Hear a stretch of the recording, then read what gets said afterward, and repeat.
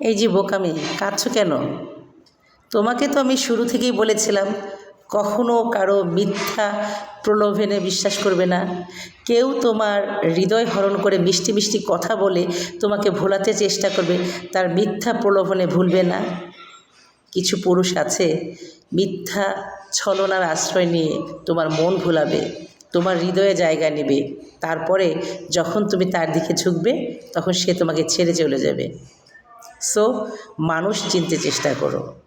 আর একটা কথা মনে রাখবে, তুমি যে মানুষটাকে ভালোবেসেছো, যে মানুষটাকে অনেক পছন্দ করো, সেই মানুষটা যদি তোমার সাথে ছলনার আশ্রয় নেয়, যদি তোমার সাথে প্রতারণা করে, যদি তোমাকে ছেড়ে চলে যায়, তাহলে কষ্ট পেও না, বরং সেখান থেকে ঘুরে এসে নিজেকে তৈরি করো।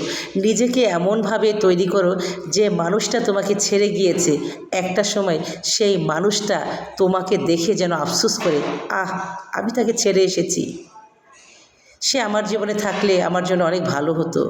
বরং তুমি এমন কিছু করো, এমনভাবে নিজেকে তৈরি করো যেন সে মানুষটা সারাটা জীবন তোমাকে দেখে আর জ্বলে।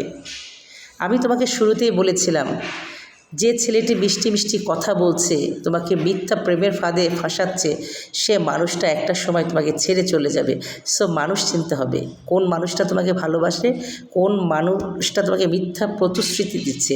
কিছু পুরুষ মানুষ আছে যে অল্প বয়সী মেয়েদেরকে পটিয়ে পটিয়ে তাদেরকে ফাঁদে ফেলার চেষ্টা করে।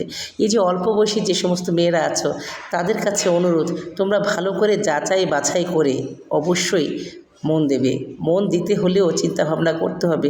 তুমি এমন কারোর সাথে, তোমার যদি কাউকে ভালো লেগে যায়, ভালো লাগার আগে একটু ভাবো যে এই মানুষটা তোমার পাশে থাকার যোগ্য কিনা, এই মানুষটাকে সমাজ মেনে নেবে কিনা, এই মানুষটা তোমার বিশ্বাসযোগ্য হওয়ার মানুষ কিনা, এই মানুষটা তোমাকে কষ্ট দেবে কিনা, এই মানুষটা তোমাকে ছেড়ে যাবে কিনা। এই সব চিন্তাভাবনা করেই কিন্তু প্রেমে পড়তে হয়। কিন্তু কারো সুন্দর চেহারা দেখে, তার মিষ্টি মিষ্টি কথার ফাঁদে পড়ে তুমি তার সর্বস্ব তাকে দিয়ে তারপরে হায় হায় হায় হায় করে কাঁদলি।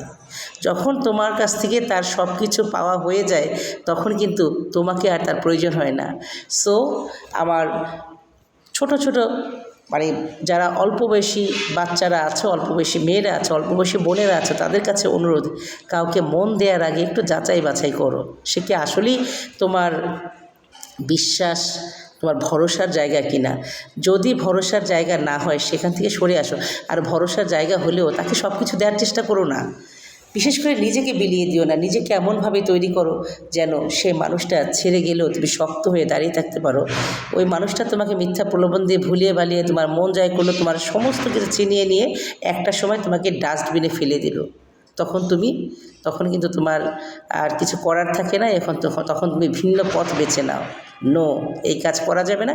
কেউ ছেড়ে গেলেও নিজেকে শক্তভাবে দাঁড় করাতে হবে, নিজেকে ঘুরে দাঁড়াতে হবে এবং নিজেকে এমনভাবে প্রতিষ্ঠিত করতে হবে যাতে সারা জীবন ওই মানুষটা তোমাকে দেখে আফসোস করে। সো কান্না করো না, মন খারাপ করো না, হতাশ হয়েও না, নিজেকে তৈরি করো, নিজেকে প্রস্তুত করো এবং তুমি প্রতিষ্ঠিত হয়ে তার মুখে ঝামা ঘষে দাও। তোমার জন্য শুভকামনা। প্লিজ কান্না করো না।